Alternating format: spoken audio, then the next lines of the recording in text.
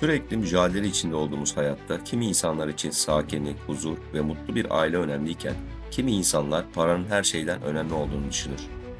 Paranın insanın yaşam standartlarını belirleyen büyük bir güç olduğu dünyada, hepimiz zaman zaman dünyanın en zengin insanlarının kimler olduğunu merak ederiz. Bazıları aileden gelen mirasla, bazıları akıllıca yapılmış hamlelerle ve bazıları var olan şanslarıyla paranın ve getirdiği gücün sahibi olurlar. Sahip olunan bu güç dünyanın birçok sektöründe parasal dengeleri oluşturur. İşte servetleriyle göz dolduran dünyanın en zengin milyarderleri. Büyük bir yatırımcı ve Microsoft CEO'su olan Amerikalı iş adamı Steve Ballmer, 107 milyar dolarlık bir servete sahip. Basketbola olan tutkusuyla bilinen Steve Ballmer, çoğu spor sever gibi basketbol oynamayı da çok seven bir insan. Basketbola üst seviyede bir tutkunluğu olan Steve Ballmer, belki de birçok taraftarın hayali olan şeyi sahip olduğu servet sayesinde gerçekleştirdi. 2014 yılında Los Angeles Clippers basketbol takımını 2 milyar dolara satın aldı. Steve Ballmer, Microsoft ile olan ilişkisi sayesinde dünyanın en zengin insanlar listesinde kendine yer buldu. Microsoft ile geçirdiği 14 yıllık CEO'luk hayatı dışında 333,3 milyon dolarlık Microsoft hissesi bulunan Steve Ballmer'ın oldukça kabarık bir banka hesabı var. 1956 yılında Michigan eyaletinin Detroit şehrinde doğdu. Zengin ailesiyle Farmington Hills ilçesinde oldukça varlıklı bir yaşam sürdü. Bizce emekliliğinin tadını çıkardığı bu günlerde Steve Ballmer, eşi Connie ve 3 oğluyla birlikte muhtemelen basketbol oynayarak hayatın tadını çıkarmaya ve akıllıca alınan hisseleriyle servetini güçlendirmeye devam ediyor. Omaha'nın kahini olarak bilinen Warren Buffett, 108 milyar dolarlık bir servete sahip. Son derece başarılı bir iş adamı olan Buffett, büyük bir yatırımcı. İlk üretim fabrikalarından restoran zincirlerine kadar 60'tan fazla şirketiyle birçok sektörde iş kolu olan Berkshire Hathaway Holding'inin yöneticisi. Tutumluluğuyla bilinen milyarder, birçok insanın hayali olan spor arabalara ve büyük malikanelere para harcamayı sevmemesiyle biliniyor. Parayı bunların yerine başarılı şirketleri satın almak ya da yeni işlere yatırım yaparak değerlendirmeyi tercih ediyor. Aynı zamanda hayırseverliliğiyle bilinen Buffett, servetinin %99'unu bağışlayacağını vaat etti. Bugüne kadar Gates Vakfı başta olmak üzere birçok vakfa yaklaşık 45 milyar dolar bağışta bulundu. 2010 yılında Bill Gates ile birlikte varlıklı insanları servetlerinin çoğunu hayırsever amaçlara bağışlamaya teşvik eden bir kampanya olan Giving Plate'i kurdular. Milyarderlerden servetlerinin en az yarısını hayır işlerine bağışlamalarını isteyen kampanyaya, başta Elon Musk olmak üzere cüzdanları oldukça dolu olan pek çok kişi onay verdi. Omaha'da bulunan 652 bin dolarlık evinde yaşamını sürdüren milyarder, yaptığı yatırımlarla servetini güçlendirmeye devam ediyor. Google'ın iki beyninden biri olan Sergey Brin, Google ve Google'a ait diğer şirketlerin tek bir çatı altında toplandığı Alphabet şirketinin kurucusu, eski başkanı ve hissedarıdır. Özgeçmişi oldukça uzun olan Sergey'in 120 milyar dolarlık servetiyle oldukça kabarık bir banka hesabı bulunuyor. Google dışında birkaç kişisel projede de yer alan Sergey, dünyanın enerji ve iklim sorunlarını çözmeye yardımcı olacak, aynı zamanda rüzgar enerjisi üretimi ve daha verimli elektrikli arabalar üretmek için yatırımlar yapıyor. Diğer birçok milyarder gibi uzay teknolojisi alanında başlayan büyük yarışa Space Adventures şirketine yaptığı 4,5 milyon dolarlık yatırımla dahil olmuş görünüyor. Virginia merkezli bu şirket şimdiye kadar en az 7 turisti gezegenin gizemine göndermeyi başardı. Uzay yarışının kazananı kim olur bilinmez ama akıllıca yaptığı yatırımlarla Sergey Brin servetini güçlendirmeye devam ediyor. Pek az kişinin bildiği küçük bir teknoloji şirketi olan Oracle'ın kurucusu ve CEO'su olan Larry Ellison, 122 milyar dolarlık servetiyle dünyanın en zenginleri arasında yerini aldı. Küçük bir şirket olmasına rağmen Larry'nin inanılmaz atılımlarıyla şirketin değeri 239 milyar dolara yükseldi. 1990'lı yıllarda bu servete sahip olmadan önce maaşı 90 milyon dolarlara kadar yükselen Larry, dünyanın en yüksek maaşlı yöneticisi konumundaydı. Diğer milyarderlerden biraz farklı zenginlik hikayesi olan Larry, New York'ta doğdu ve küçük yaşta evlatlık verildi. Gençliğini Chicago'da orta sınıf bir mahallede geçirdi. 2 üniversite sonrası teknoloji sektöründe çalışmaya başladı.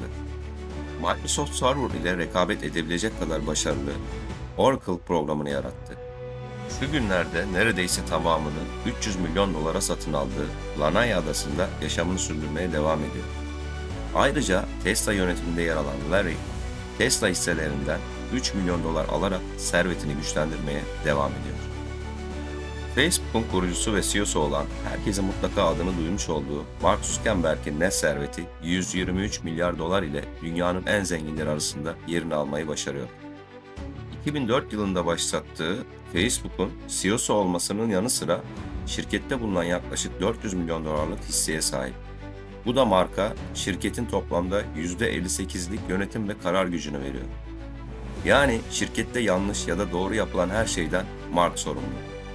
Bugünlerde eşi Priscilla ve 2 kızıyla birlikte mutlu hayatına devam eden Mark, 2004'te başlattığı ve geliştirmeye devam ettiği Facebook'a ait hisseleriyle ve Metaverse yatırımlarıyla servetini güçlendirmeye devam ediyor. 1998 yılında Sergey Brin ile birlikte Google'ın kurucularından ve Alphabet'in CEO'su olan Larry Page, Google'un iki beyninden biri. Stanford Üniversitesi'nden mezun olan Larry, Sergey ile birlikte web sitelerini başarıya taşıyan PageRank algoritmasını icat ettiler. Net serveti 125 milyar dolar olan Larry'nin servetine ulaşması sadece Google ile bağlantılı değil. Uzay yarışından geri kalmak istemeyen Larry, Planetary Researchers uzay keşif şirketinde kurucu yatırımcılardan. Ayrıca uçan arabalarla ilgili girişimleri olan Larry, Tesla X ile de yakından ilgileniyor. Yaşamını en çok keyif aldığı 60 metrelik özel yatında devam ettiren Larry, yatırımlarıyla servetini güçlendirmeye devam ediyor.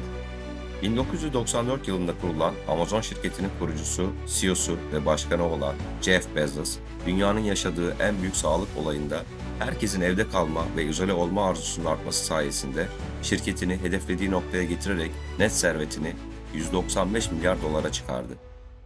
2019 yılında eski eşiyle boşanmasının ona verdiği maddi zararla büyük bir değer kaybeden Jeff, Amazon'da bulunan 55 milyon dolarlık hissesiyle başarılı çıkışına devam etti. Uzay yarışında geri kalmak istemeyen ve araştırmalarına devam eden, yakın zamanda onu da bu yarışın içinde göreceğimiz Jeff'in, gelecekte dünyanın en zengin ismi olması bekleniyor. Jeff, akıllıca yatırımları ve zekice kullandığı fırsatları değerlendirerek servetini güçlendirmeye devam ediyor.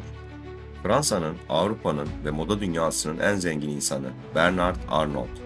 Net serveti 198 milyar dolar olan Bernard, moda, şarap, saat, parfüm, kozmetik, hatta tatlılarla alakalı değişik sektörlerde 70'ten fazla markayı içeren bir imparatorluğu yönetiyor. Daha önce 3 kez dünyanın en zengin insanı seçilen Bernard, birçok farklı sektörde başarılı adımlarla ilerliyor. Tam bir aile şirketi yönetimi olan Bernard, Frederick, Delphin, Anthony ve Alexander adındaki 4 çocuğu ile birlikte çalışıyor. Çalışmayı çok seven Bernard, işten arta kalan zamanında ise 333 metre uzunluğundaki 150 milyon dolar değeri bulunan özel yatında zaman geçirmeyi çok seviyor. Son 2 yıldır dünyanın en zengin iş adamı olan Elon Musk, Güney Afrika doğumlu Amerikalı Elon, tam 1 trilyon dolarlık akıl almaz bir servete sahip.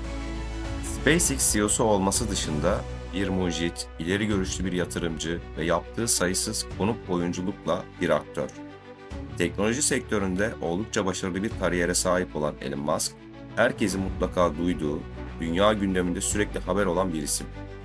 İlk yazılım satışını 12 yaşında yapan Elon Musk, ilk şirketi olan Zip2'yu 307 milyon dolar nakit ve 34 milyon dolar hisse opsiyonu ile sattı. Bundan sonra X.com'u kurdu. Bu da PayPal'ın ortaya çıkmasına sebep oldu. PayPal ve eBay da 1.5 milyar dolara satıldı.